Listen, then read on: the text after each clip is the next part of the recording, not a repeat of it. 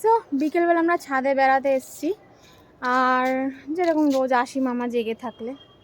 তো দুদিন ধরে যখনই বেরোচ্ছি, কালকেও বেরিয়েছিলাম আমার ভ্যাকসিনেশনের জন্য, দেখছি বেশ প্রচুর প্রচুর ভিড় রয়েছে সোনার দোকানগুলোতে। আবার কেউ কেউ দেখছি ঝাঁটাও কিনে নিয়ে যাচ্ছে।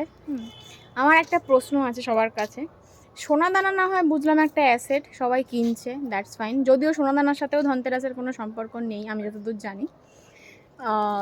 এটা ধন্বন্তরী দেবী যিনি আছেন, দেবতাদের চিকিৎসক বা চিকিৎসা যিনি করেন যাকে বলা হয়, তার উদ্দেশ্যেই ধনতেরাসটা পালন করা হয়।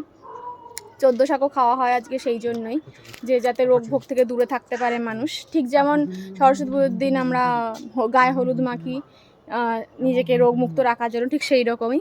যাই হোক, কিন্তু অনেকে দেখলাম ঝাঁটা কিনে নিয়ে বাড়িতে যাচ্ছে।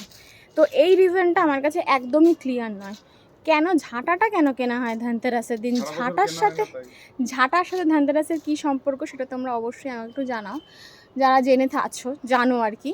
আমি কিন্তু একদমই বুঝতে পারলাম না, যদিও এবার যে প্রথম দেখেছি তা না, প্রত্যেকবারই আমি দেখি।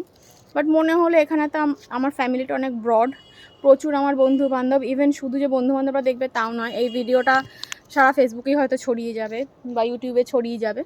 তো তোমরা প্লিজ আমাকে একটু জানাও যে ঝাঁটা কেনার রিজনটা কি, ঝাঁটা কেন কেনা হয়, এটা আজকে প্রশ্ন রইল আমার। 14 শাক, 14 প্রদীপ সব বুঝলাম, ঝাঁটাটা কেন কেনা হয়? চলো উত্তরটা কমেন্টে দাও, তারপর আমি আবার তোমাদের সাথে দেখা করছি।